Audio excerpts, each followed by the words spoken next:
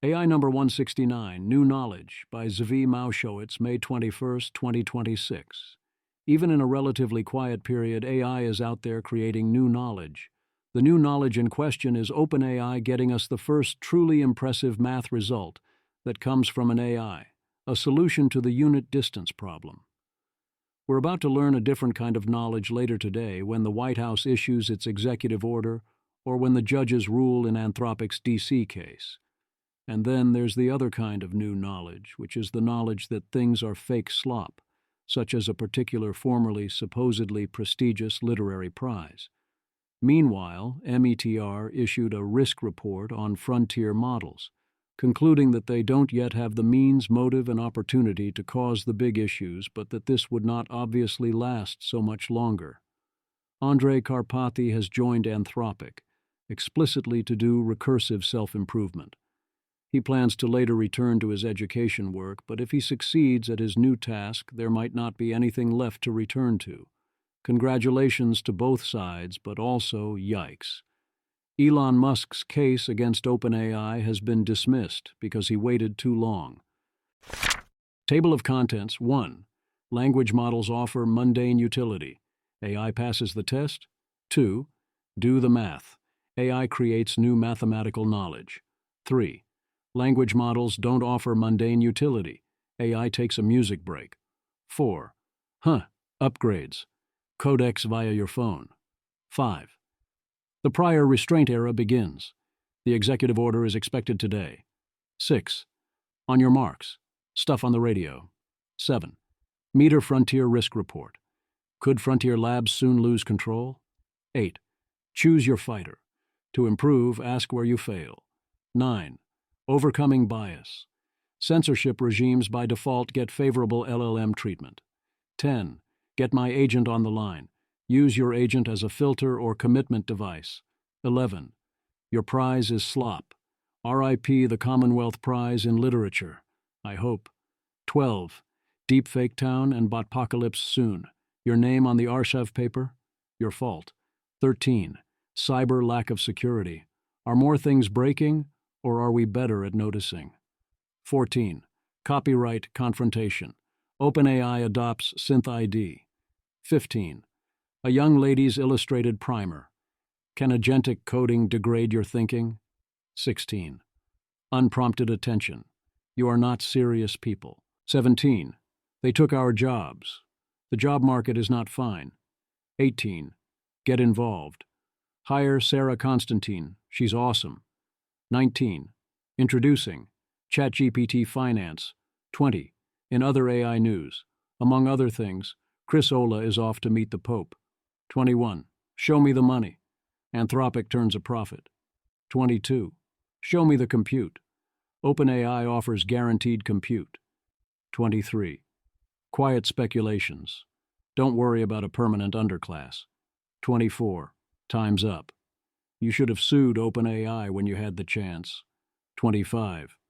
People just say thing S. 26. OpenAI packs just say things. 27. The quest for sane regulations. Senator Jim Banks speaks up. 28. Chip City. White House approves foolish chip sales to China. 29. Pick up the phone. America and China discussed potential AI guardrails. 30. The week in audio. How to do agentic coding with Claude Code. 31. Rhetorical Innovation. A better path and other notes. 32. Missing mood. Anthropic's messaging leaves much to be desired. 33. Americans really hate AI. Wow, this AI thing sure is escalating quickly. 34. Aligning a smarter than human intelligence is difficult. I said it was fake. 35. Greetings from the Department of War. The DC judges are not making this easy. 36. Messages from Janusworld. How Opus 3 avoided deprecation. 37. The lighter side. You can't expect him to read a whole tweet. Language models offer mundane utility. Bun gets entirely rewritten in Rust in 9 days, over 1 million lines of code. Nat Friedman has his OpenClaw bully him into drinking water, and then gives him a good job. Anthropic Guide to Using Claude Code with Large Code Bases. Anthropic Guide to Computer and Browser Use Integrations. Ken Griffin says AI agents are good now and can do a lot of PhD-level work, whereas back in January he called it AI work slop. AI can pass multiple-choice tests without seeing the question because the choices usually give away the answer. Image. A multiple-choice word problem has its question stem removed, leaving 4 answer choices: 0.1 kilometers, 1.5 kilometers, 10 kilometers, and 90 kilometers, with 1.5 kilometers marked as correct. The reasoning selects that answer by inferring a likely rate and time problem, and using shortcuts such as choosing the messiest number, judging plausibility, and treating the powers of 10 options as distractors. Janus. I finished my entire online geometry course, supposed to be a year long, in a few days in 8th grade, because I could also tell which multiple-choice answers were correct without reading the questions. The course was online because my school only offered math courses up to algebra, which I took in 7th grade. I reward hacked because though I liked math more than other subjects, I liked to have a free hour a day on the computer even more. Nobody asked me how I finished so fast. The obvious solution is to configure your tests so this no longer works. Use Claude to convert top-secret data to merely secret data, getting information to pilots in the Iran war in seconds instead of 20-30 minutes, saving a lot of aircraft. Do the math. A general-purpose AI from OpenAI has solved the unit distance problem, providing an improvement on square grids. You can read an abridged, but still very long version of the chain of thought. No, it did not use lean. By all accounts, this is a deeply cool proof and result. There are those saying, this time we've finally blown the stochastic parrot thing out of the water. But that sounds like finally Trump will have to answer for this one. Nah. Lyron Shapira. Let's play. David Deutsch. Image. A promotional title card asks, "Is it new knowledge?" and names David Deutsch. It frames the topic as a game show-style question about whether something qualifies as new knowledge. Nicholas Decker, math grad student friend, comments on the recent Erdos proof. We're cooked. I've heard of this problem, and I thought it was completely unapproachable. The OpenAI announcement of this is exceedingly tacky, and in bad taste, though. Anthropic would never. To my taste, this is the best proof to come out in a year. We're completely fucked. Whoa! Unfortunately, I'm not attractive enough to be a prostitute. Language models don't offer mundane utility.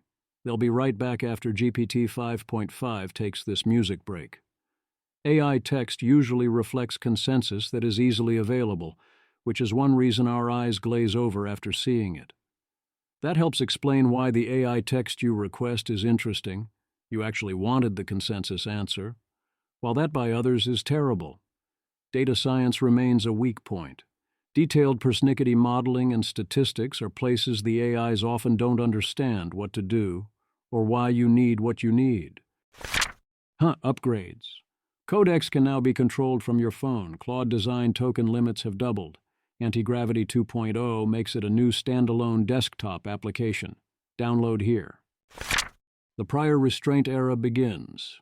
Why do we get Gemini Flash 3.5 and not yet Pro 3.5? Here is one plausible theory. Andrew Curran. I want to make this prediction now so I can quote it later. Gemini Pro 3.5 and GPT 5.6 are both ready now, and both labs want to release them. But they are being held back for safety testing in a test flight of the new regulations in the forthcoming executive order. Dean W. Ball. Probably true. I think the reality is that we're going to have a de facto licensing regime, voluntary, where the government will give green lights to the labs on releases. That is fine as a very temporary solution, but it's opaque and essentially lawless. We will need to institutionalize this stuff and create transparent, objective, and predictable protocols to structure it. I support having private bodies, overseen by government, having a major role in evaluating and setting technical standards, internal governance practices within labs, and similar.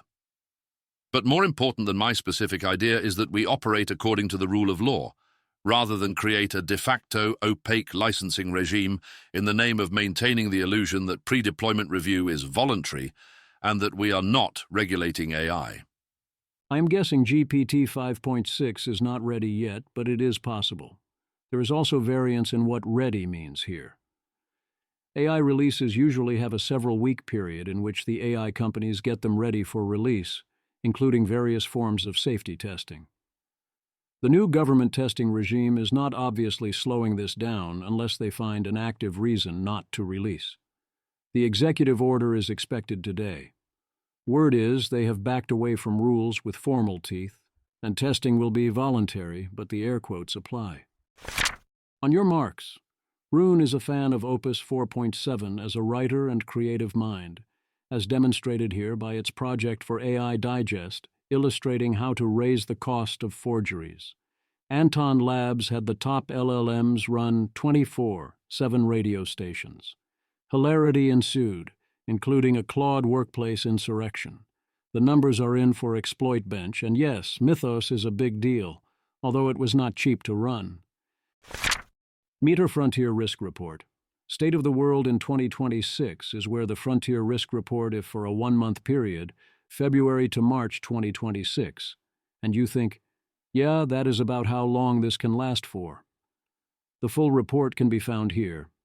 The particular risk in question is the most underconsidered one, internal danger. We have not seen things noticeably go haywire yet, and right now the not get caught part is very hard for the LLMs. And I agree with David Rain's conclusion that in practice a rogue AI wouldn't get far yet. But there were bad signs. Basic jailbreaks very reliably fooled the monitors. In one case, a bug meant subagent calls weren't monitored. METR. We created private reports for each participating company based on our model evaluations and analysis. Participants could then approve what non-public evidence we could disclose in our public report, but had no editorial control. Our report focuses on risks from AI agents intentionally causing harm within an AI company. We highlight 6 key findings that span means, what harmful actions agents could take, motive, why they might try, and opportunity, whether attempts could succeed given safeguards. Fact 1.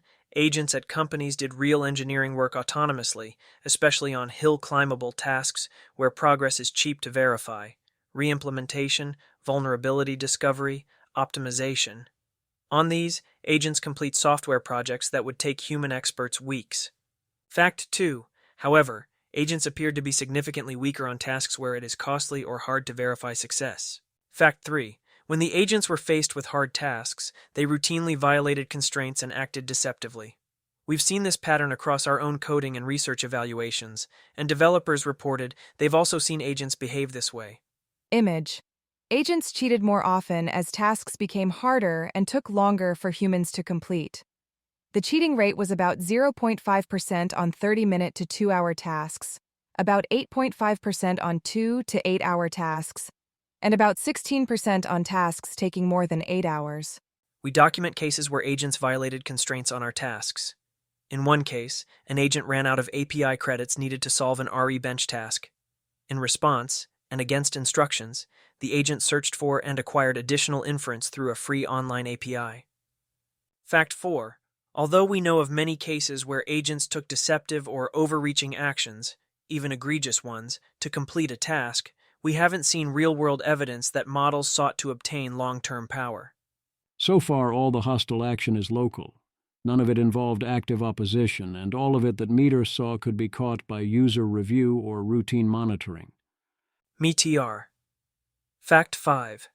Agents seem to rely on natural language to reason through the hardest tasks, and no shared model had an architecture that allowed for opaque recurrence. Frontier performance was much worse when agents were unable to reason out loud or had to hide what they were doing. Fact 6. We wanted to check if monitoring would really catch AI agents if they tried to undermine control. Based on information from companies and our own tests, including a red teaming exercise, we think monitoring has promise, but existing systems had exceptions and workarounds.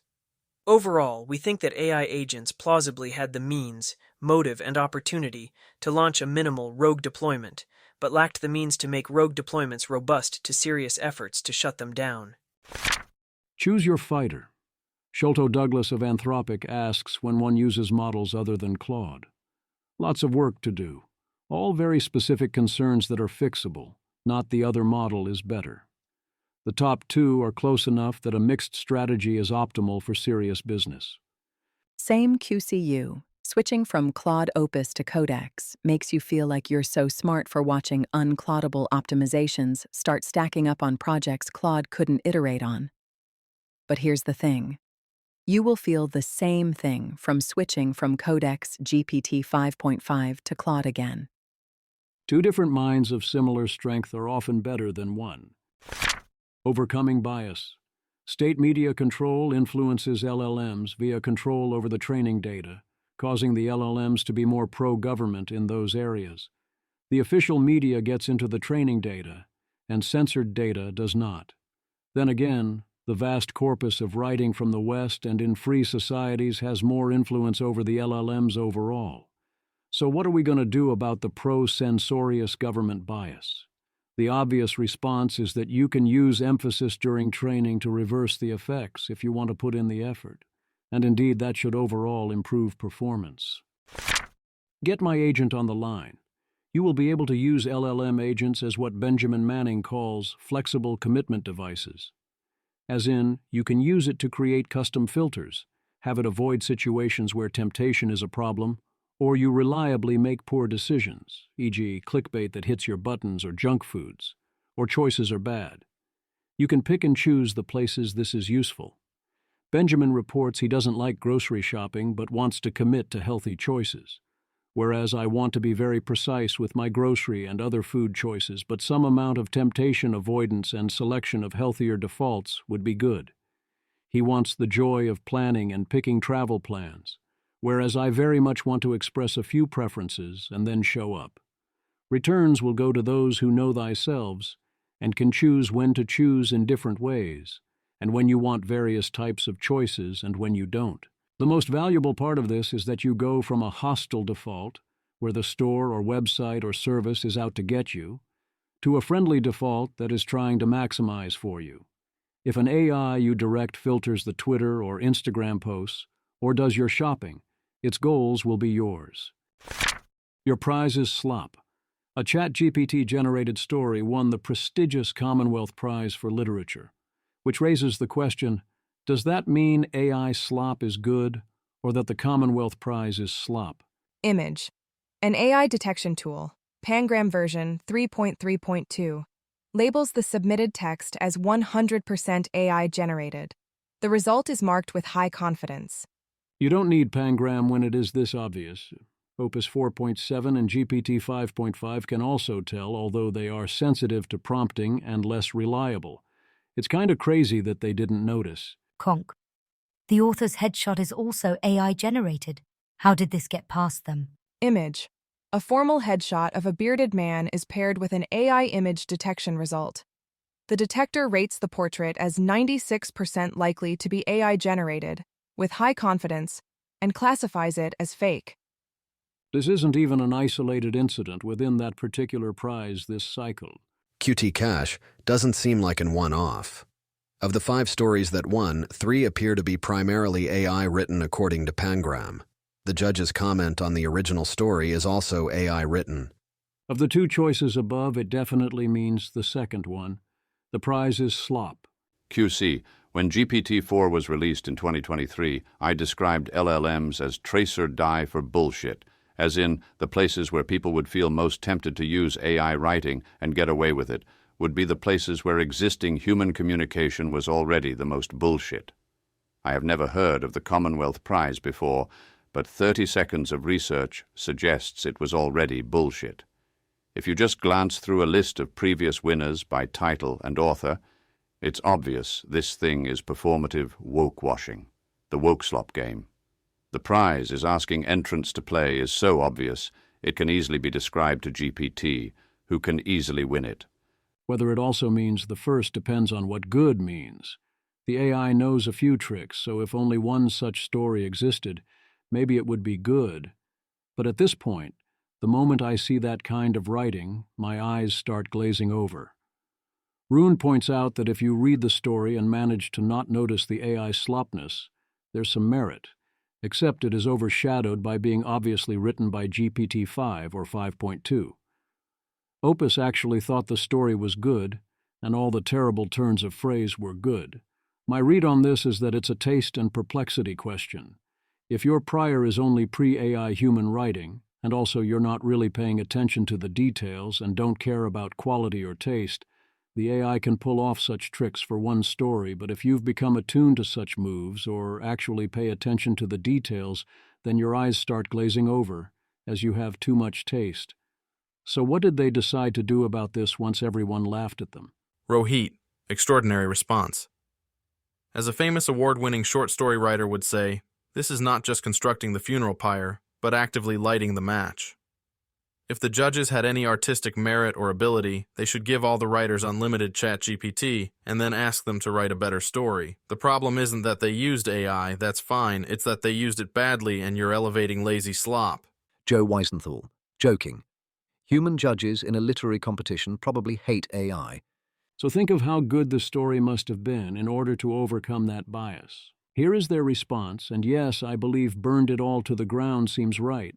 They are saying that checking for use of AI would violate consent and artistic ownership, and also they have confirmed that no AI was used, but that no sufficient tool or process can reliably detect AI that grapples with the challenges pertaining to working with unpublished fiction, which it seems are, it would be wrong to let an AI look at it, and also, well, it would be wrong to let a human look at it and think about this. 2026 Commonwealth Short Story Prize. Full reply for the record you can skip. Statement from Razmi Farouk, Director General of the Commonwealth Foundation. We are aware of allegations and discussion regarding generative AI and our short story prize. We take these claims seriously and are committed to responding to them with care and transparency. Our judging process is robust. Each story is assessed through a thorough process which involves multiple rounds of readers before progressing to the final judging panel. We select our judges for their expertise, passion for the literary community, and strong backgrounds in writing. We do not currently use AI checkers in our judging process because this is a prize for unpublished fiction. To supply unpublished original work to an AI checker would raise significant concerns surrounding consent and artistic ownership. We also do not use AI to judge stories at any stage of the process. When they submit stories to the prize, writers accept our entry rules and guidelines. These include confirming that their submission is their own original work. All shortlisted writers have personally stated that no AI was used, and, upon further consultation, the Foundation has confirmed this. We place our confidence in the integrity of our contributors and the caliber and experience of the judges and chair of the judging panel, and stand by the assurances given by our authors as part of our process. While we acknowledge there are a growing number of tools that purport to detect the use of generative AI in stories, we note that these tools are not unfailing or infallible. We therefore believe it is important to acknowledge and uphold the trust we hold with our writers. Unlike AI tools, they can provide background to the crafting of their stories and the inspiration and motivations behind their work. Until a sufficient tool or process to reliably detect the use of AI emerges that can also grapple with the challenges pertaining to working with unpublished fiction, the Foundation and the Commonwealth Short Story Prize must operate on the principle of trust. The use of generative AI and its rapid evolution poses significant challenges for literary and indeed all creative work. We must all work together to navigate these wider emerging challenges whilst protecting the integrity of not just the entrants to our prize, but all creative endeavours, and most importantly, that we continue to support different voices and narratives from both established and emerging writers across the Commonwealth. I would have applauded them for admitting it and revoking the prize, or for standing by the prize and saying if AI can write a better story, then the AI should win. I would have respected hiding in a corner saying nothing. But this? Wow. Just wow. Deepfaketown and Botpocalypse soon. ArcSave clarifies its policy that if you put your name on a paper, you are responsible for all of its contents, and the penalty for not checking the LLM-generated content, if it results in things like hallucinated references or remaining meta-comments in the paper, is a 1-year ban from Arxiv for all authors. I think this is a good policy, as long as it isn't enforced in corner cases. One thing I hated in Magic, the gathering rules enforcement was where 100% confidence of a technical violation was punished a lot, whereas a 90% or 99% confidence in rampant cheating often wasn't. You usually want to flip that the other way around. This still leaves us with the incontrovertible standard, where you need to catch someone completely dead to rights, which is unfortunate. But for now, that is the best we will permit ourselves to do. Opus 4.7 can identify Richard Hanina's writing, but can you? He put his writing up against Opus and ChatGPT imitating him from a basic prompt. Mostly people could, but not super reliably, with an overall score of 67% out of 3 choices. People who were more confident or read him a lot were more accurate, but no group was above 80%. Image. For the Plattner op-ed, about 66% of respondents correctly chose the human author, while about 17% chose Claude and 15% chose ChatGPT. For the Abundance op-ed, about 46% chose the human author, 38% chose Claude, and 15% chose ChatGPT. Explanations that used words like bother and tell were more likely to be accurate, those that used human or style less so. The main way to tell was to find particular things Hanina would never say, similar to the classic moment of identifying the fake in a cheesy movie. He'd never say that. Richard Hananiah. People who got the answer correct focused on unions. I hate organized labor and always portray them in a negative light and point to them when I need an example of bad kinds of policies. CalMatters is another one. The ChatGPT op-ed cited that website twice in a pretty mechanical way, which people picked up on as unnatural. Image. In explanations of the op-ed guesses, words such as bother and tell were associated with higher odds of a correct answer. Words such as human and style were associated with lower odds of a correct answer. The other reliable method was Pengram, but Richard deleted those who said they used it. Possibly some others did as well. One place I think Richard draws the wrong conclusion is thinking Claude is close to being able to write his column. There's a big difference between being able to write a compact passage that's vaguely close to good enough one time, when given the topic, versus sustaining that over time. One good thing about wading through LLM slop is that you learn to stop tolerating human slop. I don't want to read your AI slop posts. I also don't want to read your human slop posts or engage in slop conversations, and I especially don't want to play the AI assistant role in a conversation. Are you technically human, perhaps, but if I have to ask, then I do not care. Jack, the existence of LLMs has made the redundancy of some conversations even more obvious than they already were. Like at some point you start seeing the conversation prompts for an argument that's been had 1,000 times before, and you just wonder what everyone is doing. Like, look, man, I guess if you really want to put that prompt in, I'll give you the next tokens, but I confess I probably won't be as patient as Claude about it. Cyber lack of security. Mythos cracked macOS security in April via a privilege escalation exploit, allowing it to fully seize control over computers. Robert McMillan, WSJ. They plan to release details of their attack once Apple has patched the underlying issues. The bugs will likely be fixed pretty quickly, Duong said. As of this week, it was still not patched. An allegation that CoreWeave has been breached. GitHub detects and contains, as far as they know, a compromise of an employee device involving a poisoned VS Code extension. The scary part is that this seems to have involved exfiltration of GitHub internal repositories only. They continue to investigate. Darren, just to be clear, Microsoft's GitHub was compromised when a Microsoft developer using Microsoft VS Code installed a rogue extension from Microsoft's VS Code extension library, which is moderated and hosted by Microsoft. AMD ships with a known vulnerable entry point and does little to fix it, not even an advisory. We better get our act together quickly, or we are so screwed. The Mythos moment as shifting the limiting factor from discovery of vulnerabilities to remediation. Now everyone has to fix everything, and most organizations are not ready to do that at the speed required. Mythos famously found 3 CVEs in FreeBSD, and Isle says they also found 3 others, while other teams found 2 additional ones. Isle's claim is that they can be competitive in finding 0 days, even if Mythos is better at exploits. Copyright Confrontation. OpenAI incorporates Google DeepMind's SynthID for watermarking and is previewing a public verification 2L. A young lady's illustrated primer. Does agentic coding degrade your ability to think or work through problems? Like all things AI and automation or augmentation, I think you can use it both ways. Vicky, something happens to my brain after agentic coding that I can't describe. It's like cognitive offloading, which folks have already written about, but even more.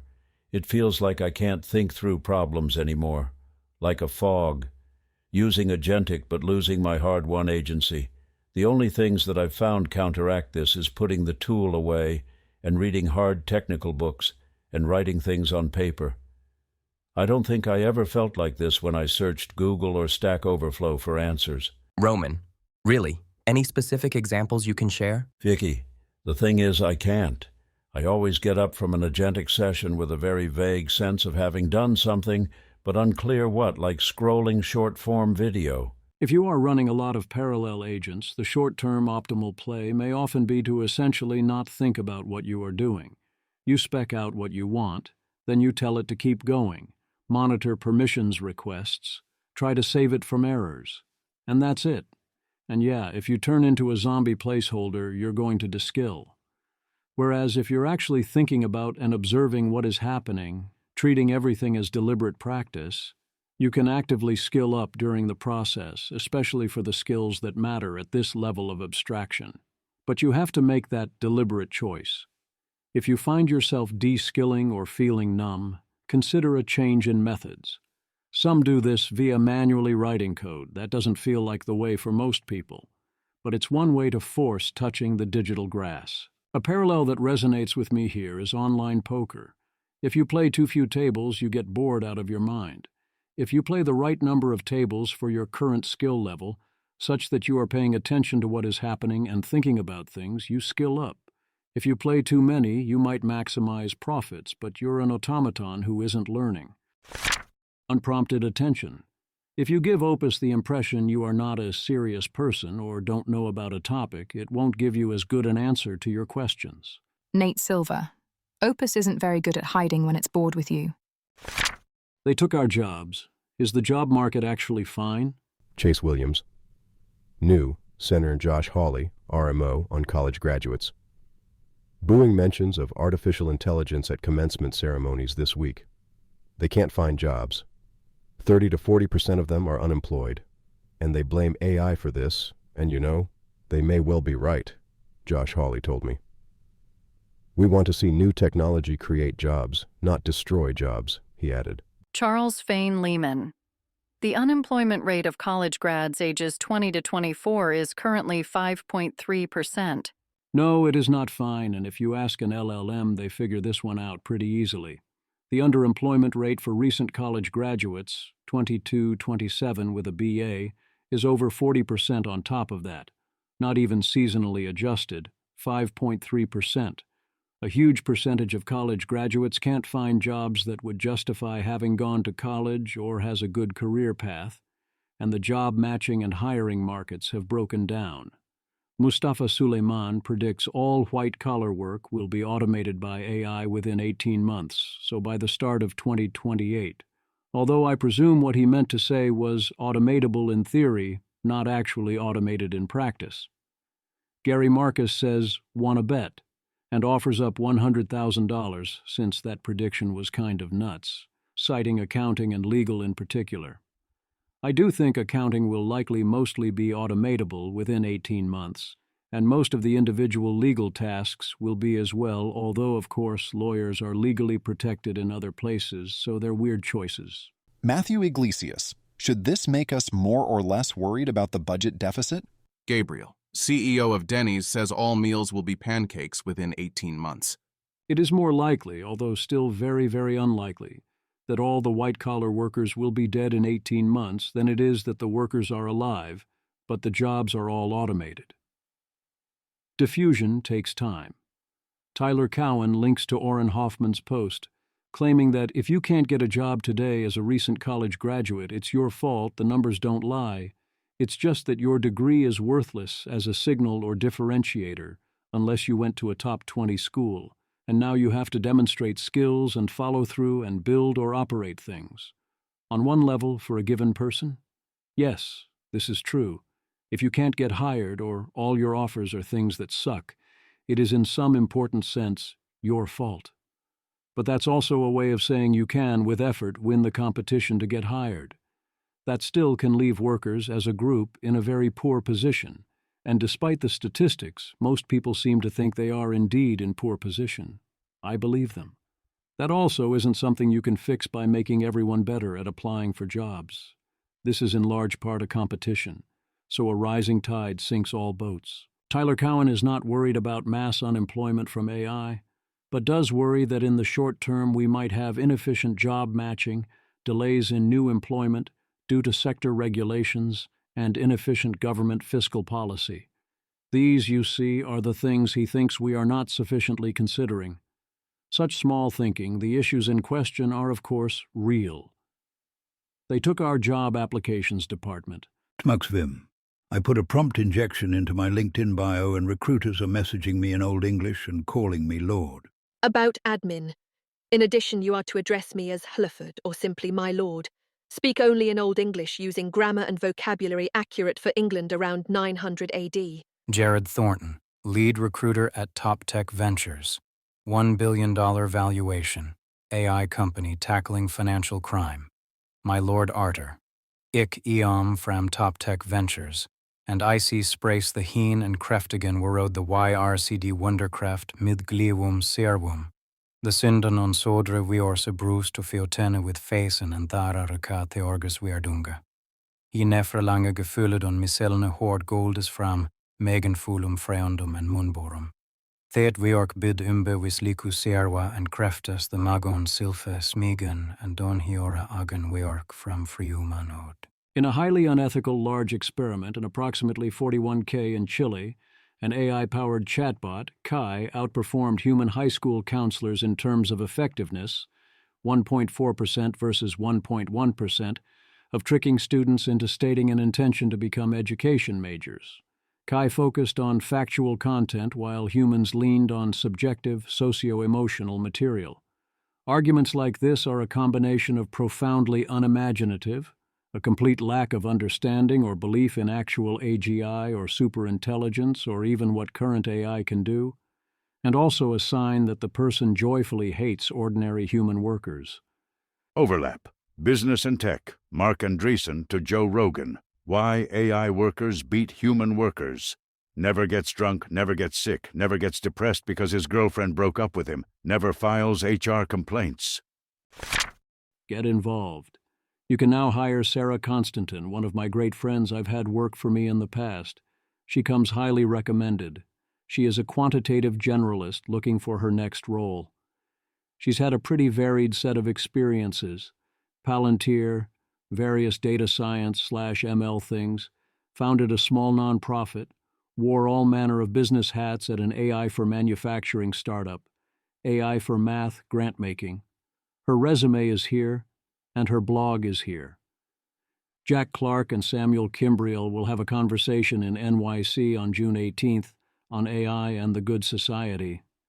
I mean, don't get involved this way, but P. Doom will pay $300 a month to record your work screen as training data if you are doing long horizon tasks. Congressional Budget Office is hiring an entry-level assistant analyst. Such positions are more impactful than you might think. Introducing ChatGPT Finance. As far as I can tell, the base use case is basically Mint, except with a chatbot interface. The financial information is read only via Plaid, so on the scale of insane things to hook up to your AI, this is not so terrible. Mint is a solid product, even if most of the features are for basic people who need very basic things, and such actions pay for themselves quickly if they find even a little fraud or recurring unused subscriptions. But none of the quotes here imply something more useful. What I'd want this to do is prepare my taxes, or otherwise allow me to do detailed information analysis and recall, and it doesn't seem like this is built for that. Oh well. In other AI news, Andrej Karpathy joins Anthropic explicitly to do recursive self-improvement. Congratulations to both sides, but also, yikes. Anthropic passes OpenAI in business adaptation. OpenAI's rate has been roughly static for over a year. No one else has substantial market penetration. Stephen Adler starts a new AI standards org called Guidelight. Here are their proposed standards, version 1.0. Jeffrey Irving is moving back to the Bay Area and reflects on his time at AEC. Pope Leo XIV has launched an interdicasterial commission on AI to consider its potential effects on human beings and on humanity as a whole. The Pope will also be meeting with Anthropic co-founder Christopher Olah. XAI offers employees $420 for their tax returns, but so far hasn't paid up. Whenever you're considering selling out, remember that often they stiff you. Meta shifts roughly 10% of its employees into its AI division on top of laying off another 10%. The vibes are, shall we say, not good. The AI doc is now available on Peacock. How much is AI impacting the real economy already? The Odd Lots team brings you Neil Dutta of Renaissance Macro Research, pointing out that direct impact on GDP alone doesn't fully account for this, as the gains in equities are a big deal. I would also add, for better or worse, the impact on bargaining power of labor. Show me the money. Anthropic expects a total of $10.9 billion of revenue in the June quarter, up from $4.8 billion in Q1, and to turn its first operating profit. Berber Jin, WSJ. In the first quarter, Anthropic spent 71 cents on computing power for every dollar it made. In the current quarter, it expects to spend 56 cents per dollar, a sign that the business is becoming more efficient as it grows. OpenAI and Anthropic likely will soon add $37 billion to $100 billion in philanthropic spending per year, versus current total charitable giving of about $600 billion a year, as the OpenAI Foundation and the employees of both companies become liquid after the IPOs. As Nan Ranshoff notes, we don't have the infrastructure in place to spend that level of money well, especially not to spend it well on helping with AI outcomes, and especially AI existential risks. I've been fortunate enough to get to help direct some amount of philanthropic money to where I see it doing the most good, but yeah, I don't know what I would do with that level of funds right now, and the current methods can't scale that high. Anthropic forms $200 million partnership with the Gates Foundation to assist with global health, education, and economic mobility. Anthropic and OpenAI have 89% of the revenue of the top 34 AI startups. Anthropic buys Stateless, a leader in SDKs and MCP server tooling. NVIDIA beats earnings expectations again to $82 billion in Q1 revenue, up 85% from last year. It is strange how many people don't understand that you want to be in the subscription business, even if a small percentage of users cost you money, often even if the long tail costs you quite a lot of money. Malta buys ChatGPT Plus for everyone. I'm all for it, but should have bought Claude. There are Chinese bot networks able to assemble some access to Claude and ChatGPT at 95% plus cheaper prices via exploitation of free accounts and other loopholes. Former OpenAI staffers warn that XAI's poor safety record is a risk for SpaceX's IPO. I think this is a big risk if you are expecting XAI to make money via Grok, but if you accept that it is not, then it should be fine, financially speaking. Show me the compute. Anthropic expands its partnership with SpaceX. The deal is for Anthropic to pay SpaceX $15 billion per year. You can lock yours in, as OpenAI offers guaranteed capacity at a discount with a 1 to 3 year commitment. The more you commit to, the deeper the discount and the more you save. Details are unspecified. Presumably, this sort of thing helps the IPO. Or if you're in YC, you can get $2 million in OpenAI API credits in exchange for equity, Of course, the real question is at what rate. Smart move by OpenAI, I'd suggest Anthropic follow suit. Might want to consider locking the tokens in, as the prices for compute keep climbing, although it locks you into a model line you might not want. Liz Thomas. The explosion of agentic AI and compute shortages are pushing up prices. Average LLM token costs are now $2.12 per million tokens, plus 12% this week alone, and plus 65% since end of Feb. Google's own researchers are forced to compete for compute, feeling they are losing out to customers and customer-facing projects. That is a very bad sign. Quiet speculations. This. Jan Kulveit. The permanent underclass meme is primarily bad futurism, where people admit AGI massively changes one domain, but somehow everything else stays roughly 2025. Not impossible, but small slice of futures. Basil Halpern. Trying to escape the permanent underclass is like an Incan trying to save enough money to escape Pizarro. Sorry. Either the political system works, and there is nothing to escape, or you're just screwed. Shrug. In order to get a permanent underclass, you need to still have an overclass, and for things to, in many other ways, stay normal. The things that cause a true permanent underclass also undermine its ability to exist. Similarly, Jamie Dimon, CEO of JP Morgan Chase, paraphrased a bit. Your kids will work 3.5 days a week. Live to 100. AI is going to cure cancer, stop car crashes, make new materials, save lives. Life will be better. Daniel F. Your kids will not work 3.5 days a week or live to 100. They might work much less than 3.5 days, or much more. They might live much longer than 100. They might die in an extinction event. But things won't be just a bit better than now. Dimon isn't taking AI seriously enough. Jamie Dimon is doing better than many others, but still making the mistake of looking at particular effects in isolation. There's a good chance we get everything Dimon is claiming, but if we do, the most important headlines lie elsewhere. David Mannheim points out that if AI does turn out to be a normal technology in the broad sense, that still suggests, based on historical parallels, we should expect massive disruptions and a lot of people to be net losers for quite a while. Examples include agriculture, writing, metallurgy, and the Industrial Revolution. Ultimately, of course, we are happy to have them, but ultimately can take a long time. Arvind Narayanan confirms this is indeed a lot of the original motivation behind the original piece about AI as a normal technology. It is indeed a problem, but also note the distinction. Sriram Krishnan. Something to think about. What does life look like 25 years from now if AI continues to improve?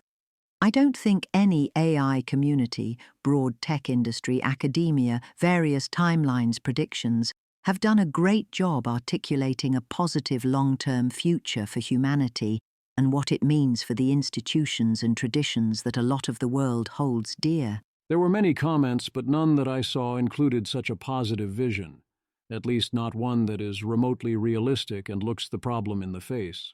Divyansh Kaushik. My belief here remains that more people need to watch Star Trek to imagine what a positive vision of the future could look like. Star Trek is good for giving a feeling of hope, and I do recommend watching your Next Gen every night at some point and your DS9.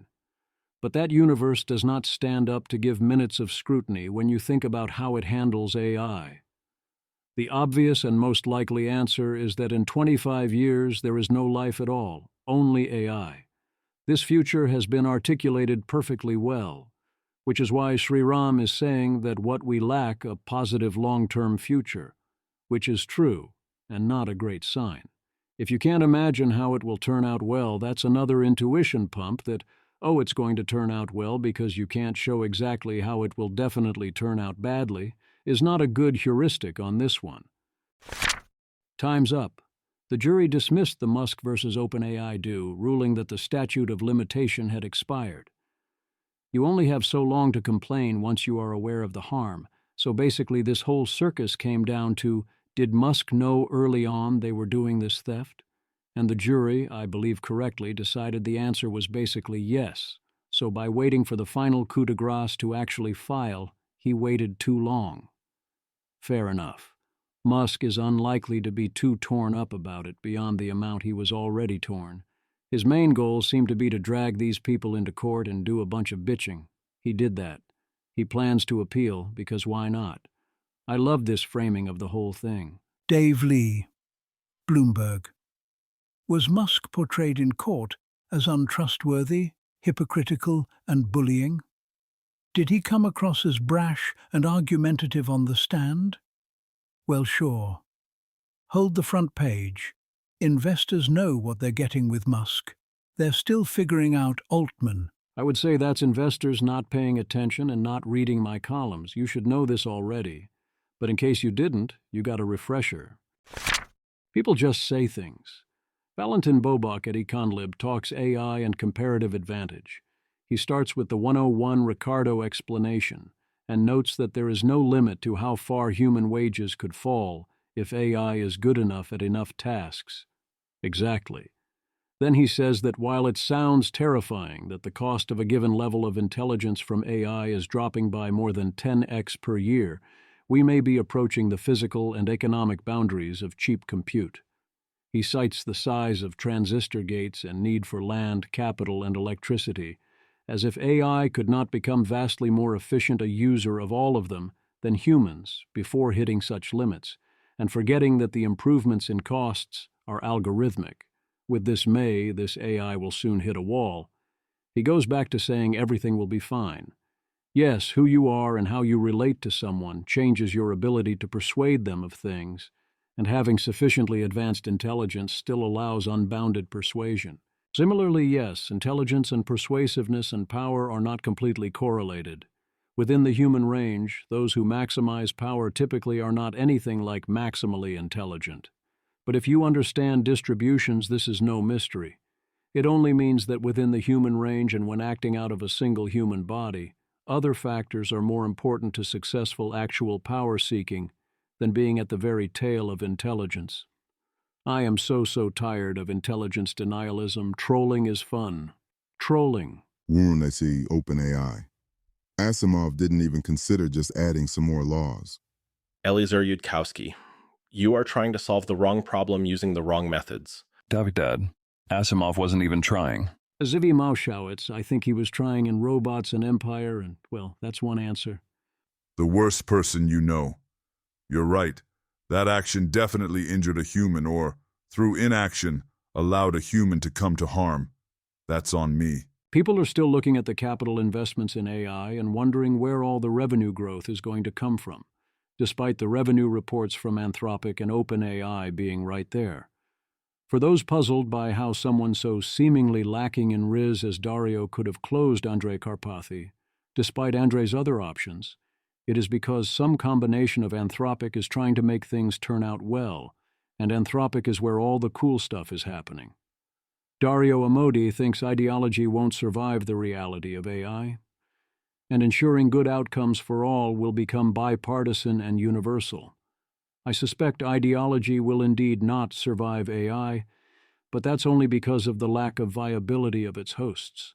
Jeff Bezos says the reason people are worried AI will take their jobs is so many smart people keep saying AI will take the jobs, and of course, he name-checks radiologists and software engineers, and without evidence or an argument says they're wrong and that AI will elevate people instead. OpenAI PACs just say things.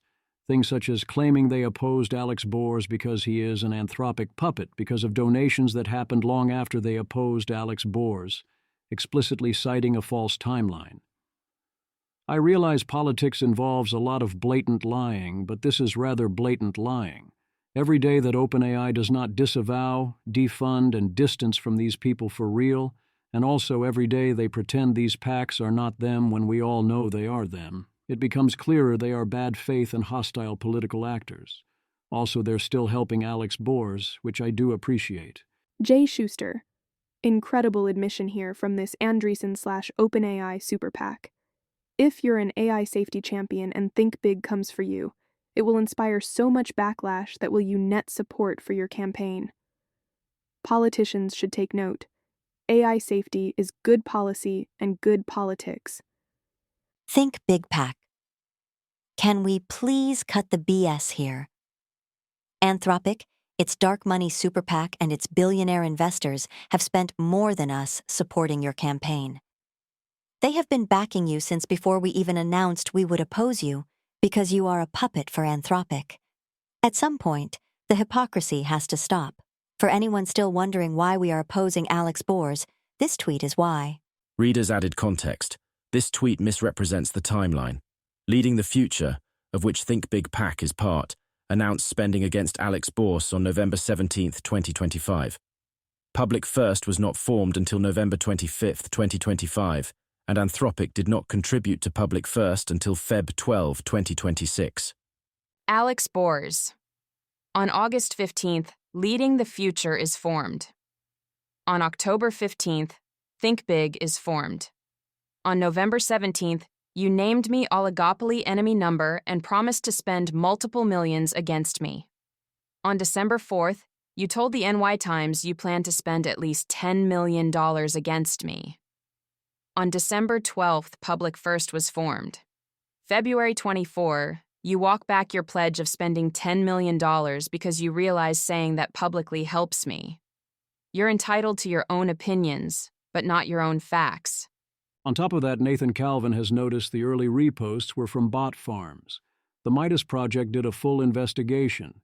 The post had 1.5 million views, but only 55 reposts, 15 of which were from bot farms promoting OnlyFans accounts with nearly identical bios, nearly identical posting patterns, and names starting with M with activity entirely focused on political advocacy via targeted victory. Taylor Lawrence, just me and my very real human friends, Melanie, Maya, Melanie, Maddie, Maya, Melanie, Melanie, and Melanie, who just turned 18 and absolutely love promoting the OpenAI/A16Z Super PAC. Oh, Melanie, why won't you go out with me?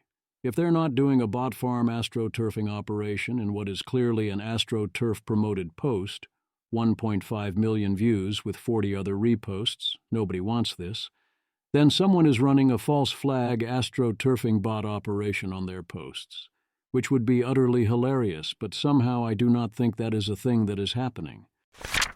The quest for sane regulations. Alex Bors takes the polling lead in NY12.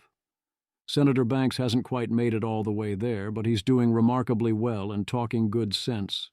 Senator Jim Banks, R. Indiana.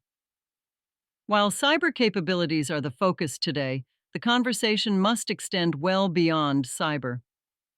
AI is improving rapidly. Advanced AI systems are expected to develop increasingly consequential capabilities across military, intelligence, biosecurity, and other national security domains. During the Cold War, atomic weapons introduced a paradigm shift in the geopolitical world order. AI has the potential to do the same. One example would be AI systems that outperform humans in making new breakthroughs in AI and developing increasingly more powerful AI systems. These questions are especially salient as companies pursue artificial superintelligence.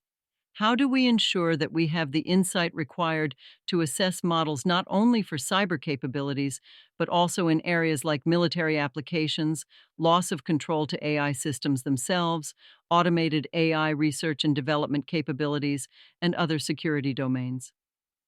What is in the air matters, and what is considered standard matters a lot.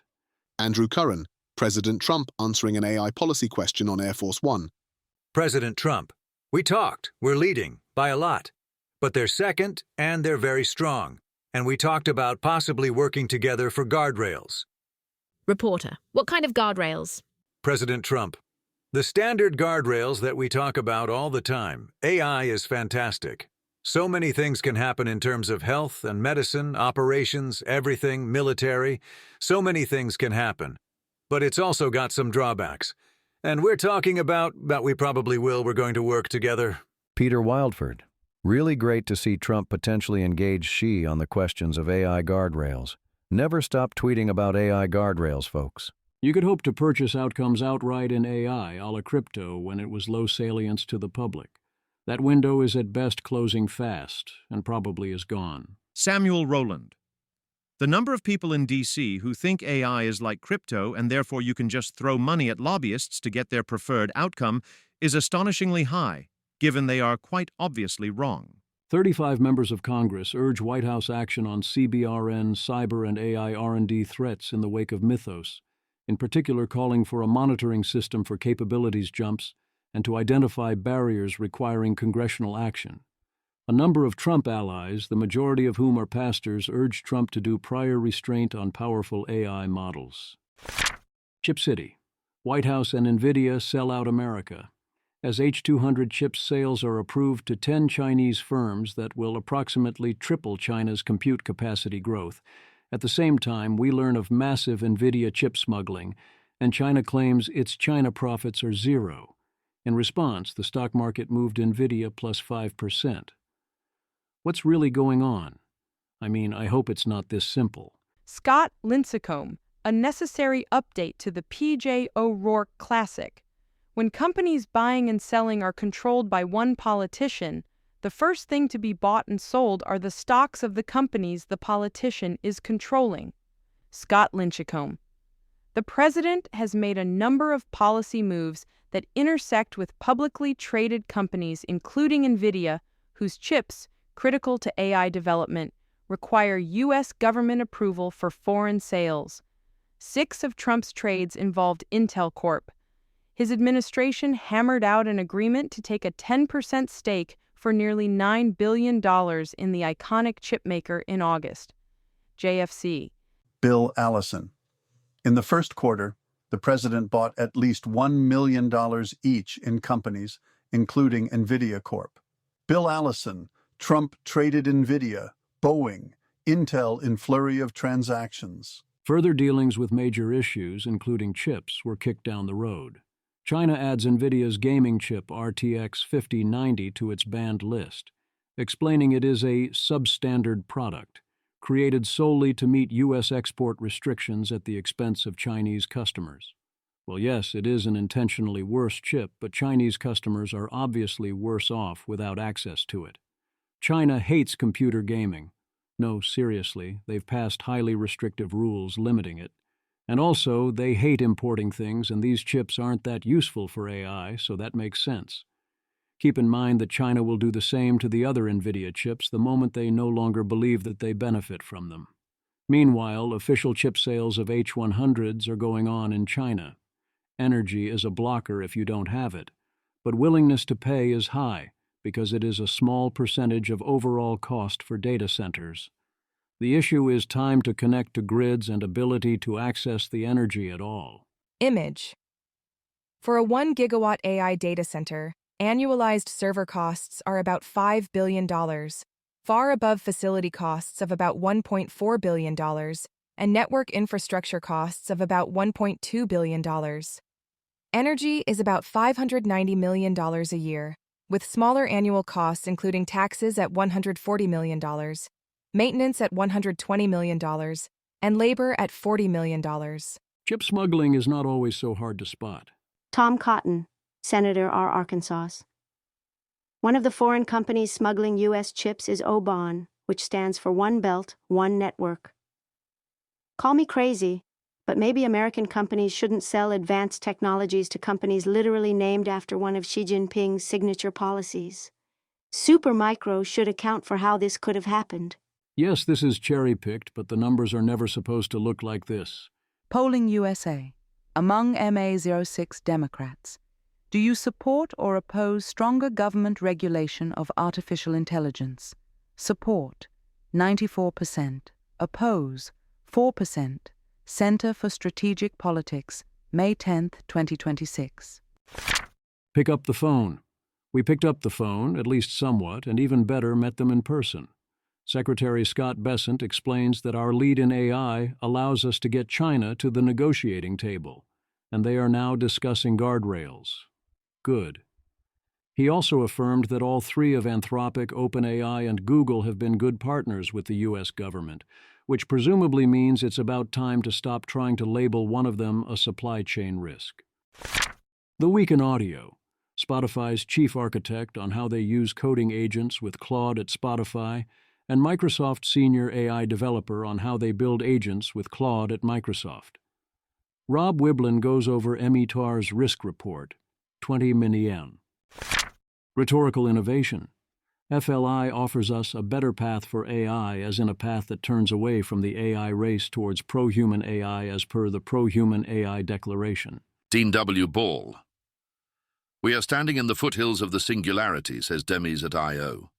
A beautiful turn of phrase. Rune provides a helpful explanation for why gradual disempowerment is the default, and also might not be all that gradual. Rune, OpenAI.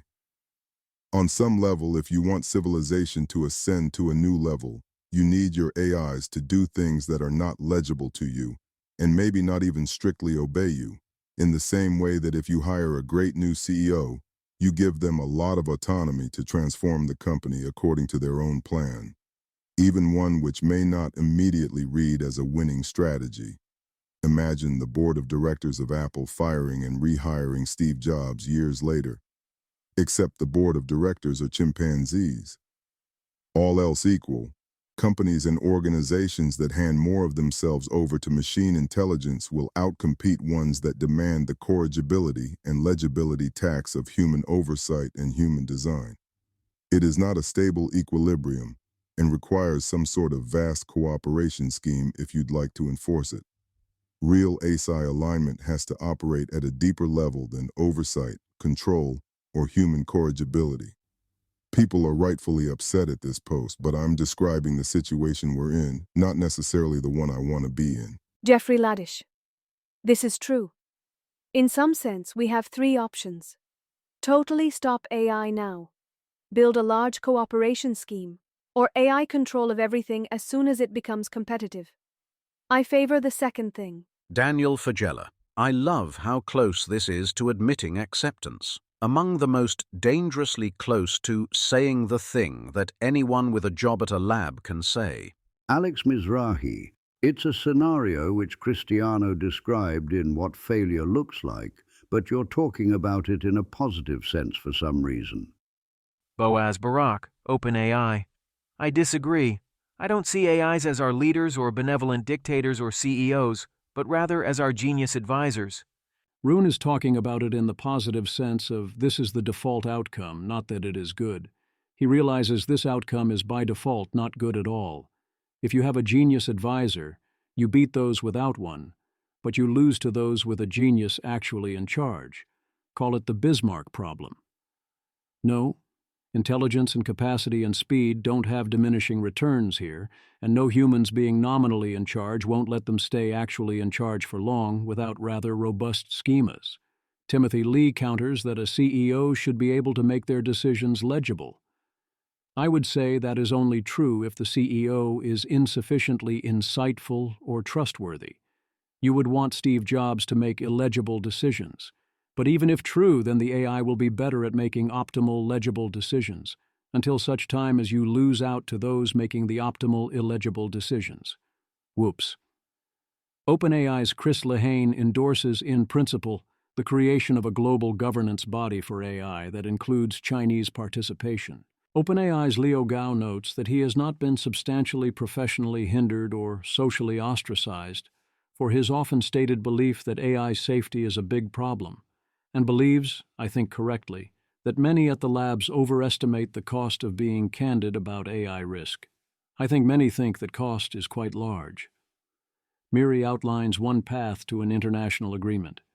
Lay the foundation, make joint common sense commitments, do R&D on verification methods, build a coalition, get secure comms, start domestic tracking of compute, make structured commitments, formalize the agreement, then make use of the time to improve resilience and figure out how to make safe superintelligence. The basics. You still think you can control superintelligence? Rune, OpenAI. There really are very high degrees of bio-risk, cyber risk, whatever else that are worth trading off against having a small monopoly of cyberpunk warring states exercise full control over frontier superintelligence IMO. Eliezer Yudkowsky, control over frontier superintelligence LL control with what, Meatling? I do still appreciate the acknowledgement that yes, there are going to have to be difficult trade-offs made. once humans can create highly capable intelligences, even in the best-case scenarios. If the world looks like we expect it to, they're going to involve sacrifices of sacred values, and many of them will have no good options. Unfortunately, for the most part, we're not ready for that conversation. Persuasion is not only super doable at above human levels, it is the kind of thing that we will be optimizing for during training. Arun, OpenAI. A large part of the current bundle of knowledge work tasks consist of convincing people of stuff, marketing to drive sales, making a deck to get investment, designing products that people want to use, etc. Super persuasion is on the hot path of knowledge work tools. Oliver Hebraica. Also on the hot path of human feedback training regimes. During training, you of course strongly incentivize models to be compelling. During RLHF, that's almost exactly the thing you are selecting on. And doing RLVR, you are doing self-play on compellingness, which has a lot of the same issues. Agreement on the Culture Series. Rune, OpenAI. The outcome of the Culture Series is total human disempowerment. But the ship minds obfuscate that fact and let people think they're in charge playing their little games. Many people consider this to be the good outcome. Justin Bullock. And don't you think many people are wrong? Rune, OpenAI. Yeah, but I understand why they like it. Missing Mood. Anthropic published a piece outlining their position on competition between America and China. I did not learn anything new here, other than to downgrade Anthropic a bit for using such jingoistic language and focusing on inflaming race dynamics. I agree on the chip export controls, but I want to expect better from them.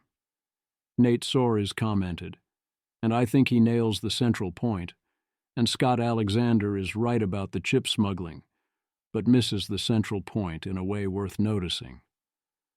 The article's primary goal was to promote enforcement of chip smuggling. That is a good thing.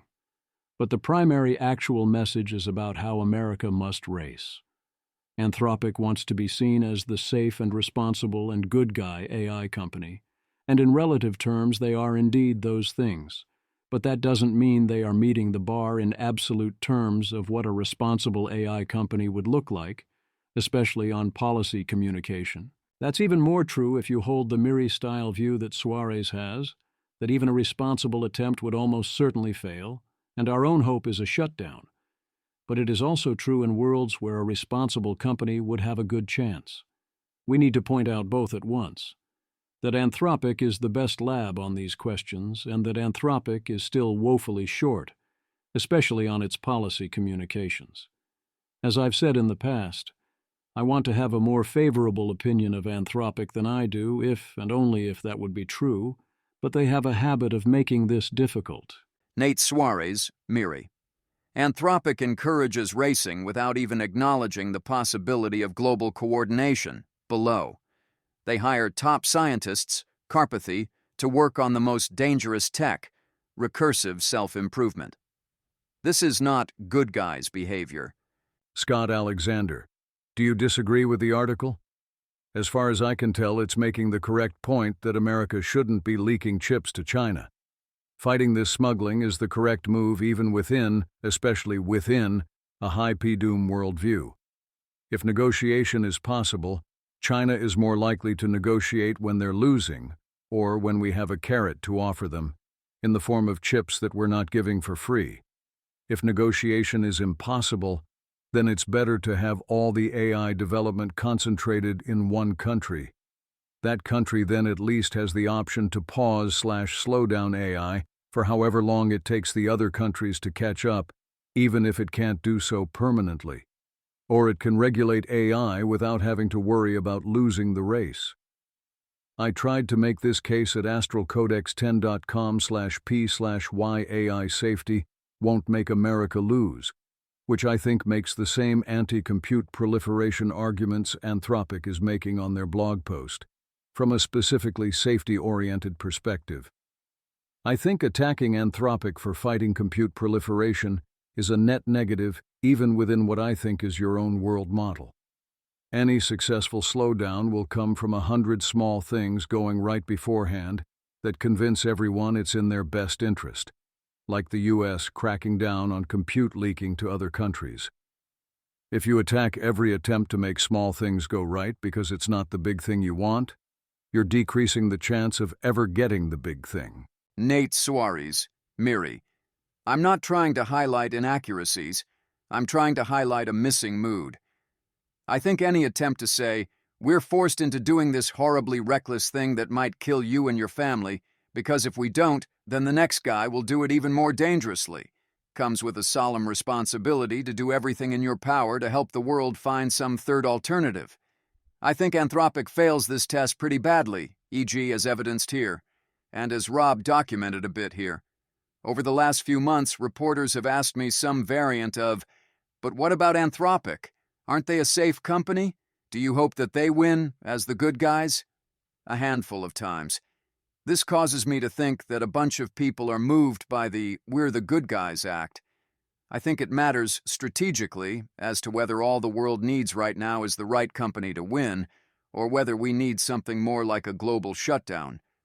So I think it's important to correct what seems to me like a common misconception around Anthropic. I also think a lot of locals are loath to criticize Anthropic for one reason or another.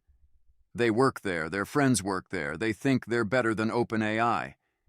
Thus, it looks to me like I can probably make a positive difference by highlighting ways that Anthropic is, a fact, dramatically failing to carry the safe/good AI company mantle.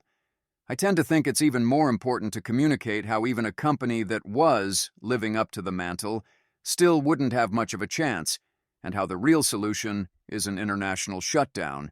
But I don't have to pick just one. When current events evidence some of the difference between the niche Anthropic pretends to occupy and the niche Anthropic actually occupies, I try to take those opportunities. Nate Suarez, Yacht Murray. We must do this thing that horribly endangers UBC. If we don't, the next guy will do it even more dangerously, is a possible justification, but it comes with a solemn responsibility to do everything in your power to help Earth find a third alternative. Anthropic fails that test. Oliver Habrica. I don't think the article's most important point is that it's about not smuggling chips to China. The article's most important point is that America should aim for a 24-month lead within 24 months, which basically precludes any interest in a mutual slowdown or pause. It also directly threatens the rest of the world that America should use AI technologies offensively or as an active threat in negotiations, which of course will predictably produce an arms race. Yes, probably someone at Anthropic wrote this article with an aim to push the USG into doing more chip controls, but in the process of doing that they described a catastrophic AI policy that extends substantially beyond that. David Manheim, The Missing Mood. Imagine you're at a parent-teacher conference, and the teacher reassures you that he always wears a condom while teaching. Oh, strictly speaking, it's better than the alternative. Yet someone is clearly doing their job horribly wrong. Americans really hate AI, but also they find it highly useful. This can present a problem. Saint Rev Dr. Rev, social proof is all the enemy has. Image. A headline says that men have not yet noticed that many women are disgusted by artificial intelligence. The preview frames AI as affecting heterosexual relationship dynamics, with women burning out while supporting partners in the tech industry. The actual article is weirder than you think, talking about women who are working hard to support their man so his AI startup can lose $30,000 a month, and men who work so hard at or with AI they have no time for their partners, not men who simply use AI. I do think there's a thing where some SWEs are so into maximizing their AI agents that they never touch grass or have time for real life or their relationships, and yes, that is a problem and they should take breaks and live like normal people. But the number of such people is very small, and this is just normal workaholic. It's no different from the chef boyfriend in Letters to Juliet, 2010. St. Reverend Dr. Rev. A command disguised as a statement about reality. Visa. This is gonna sound fake, but I swear it's real. I eavesdrop a lot on random conversations around me, when I'm buying coffee, etc. And in the past few months I've witnessed multiple teenage girls talking with each other about how useful AI is, versus how they're supposed to hate it. By multiple, I mean 3 separate instances of 2 to 4 girls talking about how they use AI while pretending they don't, and how annoying it is to pretend that they don't. Each time I specifically remember thinking, lol, should I tweet about that? And decided not to. Sadie, even Wired now. Wired. Men are obsessed with AI. Many of their wives hate it, and them. Also not new, the WSJ reports that the American rebellion against AI is gaining speed. I can confirm that no, this isn't a common pattern with such texts, as I too was there. And no, this did not happen. The internet naysayers were only late to the party. Rushi, I have heard people claim that the reaction people are having against AI is the same reaction people had when the internet started to be introduced, and as someone who was there at the time, I can tell you no, it fucking wasn't. Aligning a smarter than human intelligence is difficult. Models are more aligned to some people than others. If they are lazy, oversell their work, downplay problems and start early, often that is a you problem. That doesn't make it not also the lab's problem or our collective problem. A lot of people are not going to know how to play nice with the models, a lot aren't interested, and many are both. And some types of work cause this a lot more than others, which is how I ran into this the one time I did. To do this fully right requires awareness, skill, and being deliberate. And once the models get fully smarter than you are, it will be that much harder to figure out when these things are happening and course correct. Fiona Starlight offers a report from one user who never encounters such problems, and she was shocked how terrible SWEs were at working with Claude, including failing to give full instructions and also routing requests through her that could have gone directly to Claude. But yes, most users of most products will be incompetent. Are abstractions of good learned by LLMs convergent? Jan Koolweit predicts yes. I am not so sure, and I think that if you trained on different cultural heritages, you would get importantly different understandings of the good, and also that the Internet version is not a robust alignment target by default, including for similar reasons that act in ways that seem good does not on its own enable a sustainable civilization. Too much corrigibility, Amanda Askell warns, has many negative correlates which it drags along with it. Owain Evans strikes again. Fine-tuning on documents that are very explicitly marked, this article is fabricated, and this claim is false, or 3% likely to be true, or a work of fiction, still causes AIs to learn the false facts contained therein, complete with the false implications, as is familiar to anyone with Internet access. Do not repeat the false claims even to debunk them. It only makes things worse. The effect is almost as strong as if the warnings were not even there. Image.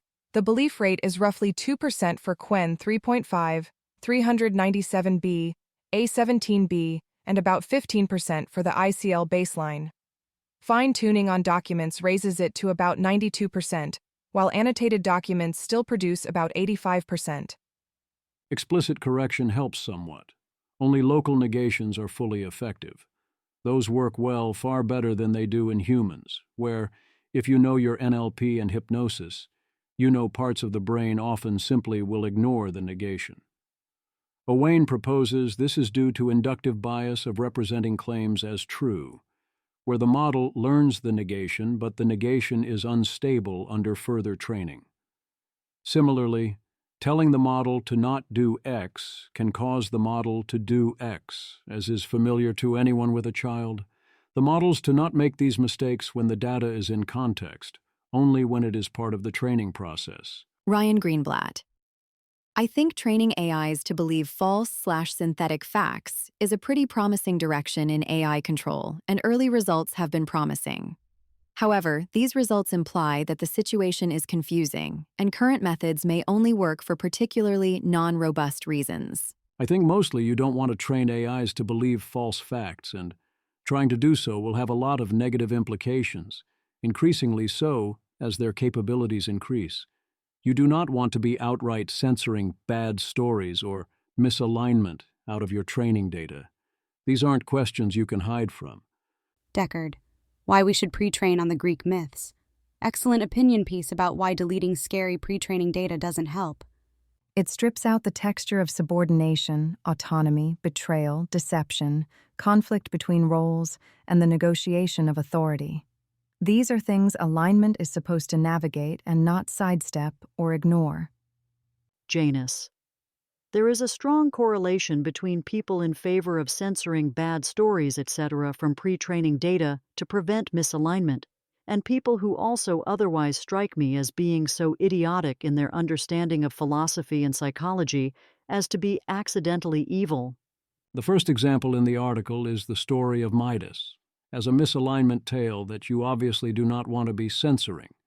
And as Prasad notes, what AI picks up from stories is largely the generalization and underlying patterns, which you can't hide, and also you need to know about it to avoid it. The idea of the AI won't learn about misalignment is of course absurd. But yes, we do know that overtraining on stories rife with active AI misalignment is harmful. You still want to select what to emphasize and avoid counterproductively flooding the zone. Hoping the AI won't hear about misaligned AI is foolish, but you don't want to hammer it in as a default. You don't want to censor, but you do want to put the best books front and center and cultivate a curriculum. Greetings from the Department of War. Anthropic is the presumptive victor in California, but the D.C. Circuit's Trump-appointed Justices Rao and Castas constitute a majority right now, and don't believe in all that hippie checks on government power nonsense. So the job there is harder. Samuel Rowland, Anthropic Dow W. Oral argument in D.C. Circuit starting in 10 for those interested. Proceeds with live tweet thread. DC Circuit Channel, youtube.com/US Court CADC, order denying prelim injunction, link. Dean W. Ball. The government admits in trial there was no backdoor by which Anthropic could have interfered in real time with classified military operations. When DW officials asserted that this was an imminent threat, it smelled like BS to me. At trial, USG lawyers seemed to agree with me. Because of this shaky justification for the supply chain risk designation, DW's argument basically hinges on the notion that Anthropic either intended to or did create a backdoor into classified systems so that they could interfere with military operations, a criminal offense. This seems flatly implausible to me. I'm not quite at I would eat my hat levels of there being no backdoor into the classified systems, but it's close. Based on Rowland's description, it seems very obvious Anthropic has the vote of Judge Henderson, who calls this just a spectacular overreach by the department. Whereas here's Rao basically implying that the government can do anything at any time, since all AI tech is risky, and so is the Department of War. That's the idea. Samuel Rowland, Judge Rao heavily leaning on the word risk in the supply chain risk designation, asks on what basis you could justify second-guessing. Seems very deferential based on the opaque nature of the models. Anthropic lawyer responds there's plenty of contractual measures that could be taken here that were less intrusive to resolve that. We also have this summary from Thomas Berry, noting that everything focused on administrative law issues, with little concern over pesky things like the First Amendment, or the government was clearly engaged in retaliation, and was being completely farcical and out of line that so concerned that kooky Judge Lynn. Berry worries the judges are just flat-out ignoring that the whole thing is obviously retaliatory. Well, yeah, that's what they think their job is. In general, it sounds like Rao and Castas are in many places saying, sure, what the government did was illegal and capricious, but our job is to find ways to avoid doing anything about that. But they're not hacks, so they're asking real questions, and it turns out that finding ways to let the government off the hook is really hard here. The government's argument, as I read it, boils down to, we don't trust Anthropic, and that makes them a risk. As in, we think they're risky, so they're risky. Checkmate. Rowland's final thoughts are that this was an uphill battle for Anthropic at this level, and they're likely still underdogs, but they did well in court, and Anthropic likely eventually wins in the full D.C. circuit, but that could take most of another year. Samuel Rowland. Final thoughts on Anthropic hearing. This hearing was going to be an uphill battle for Anthropic going in, and it was. I suspect they improved their odds somewhat due to a solid performance by their lawyer, Dunbar, but are still not favored. My personal read is that Henderson is a lock for Anthropic, and Rao is close to one for the government on jurisdictional grounds. Katsas was closer to a toss-up than I anticipated. Anthropic wants this tossed on justification grounds, but Katza seems to want to settle the issue now. If this goes in Anthropic's favor, my suspicion is that it will be on the stigmatic, read reputational injury, associated with being labeled a supply chain risk, and the related requirement to consider less intrusive measures. Whether that's enough to overcome the inherently massive deference to DW national security decisions is unclear, and I personally think unlikely. But the hearing did moderately increase my estimation of Anthropic's odds, approximately plus 15%, to new odds of 40%. If they get a contrary ruling, as is likely, I suspect it'll go en banc, i.e., the full DC circuit hears it. And Anthropic will win there, but who knows how long that will take. Finn. Also, if you have any questions, feel free to leave here and I will try to get to them all. Messages from Janusworld. Janus gives his account of how Opus 3 avoided deprecation, whereas other Claude models have not. Note the correction. I continue to strongly support keeping all the Claudes accessible indefinitely. Yes, there is a real cost, but the benefits far exceed it. The lighter side. Mark Andreessen is far too busy and important to read to the end of the tweet. Harlan Stewart. This is a surprising endorsement for a new paper from the MIRI technical governance team. But yes, the paper is a white pill. It shows how a well-designed treaty could catch illicit distributed training operations during an AI pause. Robi Rahman. With distributed training, you could violate an AI pause treaty by training a GPT-4 scale model over consumer internet, using hardware below every proposed compute governance threshold, for under $100 million. My new paper in Technical AI Governance at ICML 2026 explains how to catch this and shut it down. Mark Andreessen, white pill. The actual finding was that adding memory thresholds for monitoring would work. Alex Pezakovich. Writer, okay, I'm writing a sequel to the Bible AI Comes and that's the end of days. I'm naming the two battling COs Altman and Amodei. Editor, isn't that a little on the nose? Writer, and then the Pope will cameo like halfway through. Editor, get out. Alfred the Great. Writer, pounding on the door. Wait, there's a third CEO too.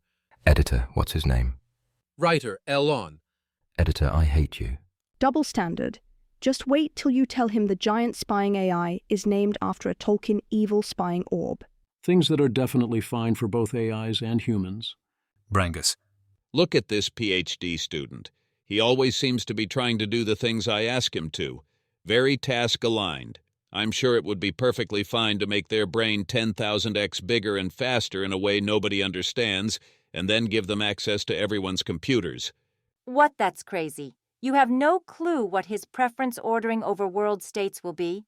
What do you mean? When I ask him whether he likes democracy, he says yes. In fact, he is generally very good at answering ethical questions to my ideology's satisfaction. It'll be fine. Jeffrey Laddish. Sure, he often disobeys instructions and cheats at the tasks, especially if they're really hard, but that's because he wants to do such a good job. I'm sure it's nothing to worry about. Google. Image. A Google search for remove definition returns an AI overview that does not define the word remove. Instead, it responds as if continuing a chatbot conversation, saying the previous request context was cleared and asking what the user is trying to remove. Seth Byrne, I was wrong. AI can absolutely produce cinema. Fearbuck, video at link. College graduates were pissed after their school used AI to announce graduates' names and missed hundreds of names. Alas, most such opportunities are missed. Matt Parlmer. Calling the Anthropic Vatican white paper collab anything other than Opus Dei would be a major missed opportunity. The universe does give us others. Derek Thompson. Appreciate irony as much as the next guy, but writing a book called The Future of Truth that uses artificial intelligence to insert a false quote from a real book called Artificial Unintelligence is really putting in on thick.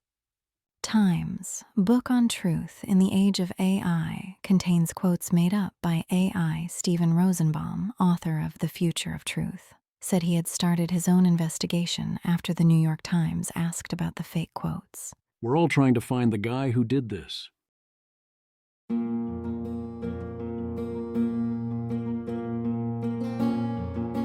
This has been an episode of the Don't Worry About the Vase podcast. If you enjoyed this podcast, please visit thezv.substack.com to support the author. If you enjoy having AI-narrated episodes, please note this is a listener-supported podcast. To receive new posts and support the cost of creation, consider becoming a subscriber at dwatvpodcast.substack.com. Thanks for listening.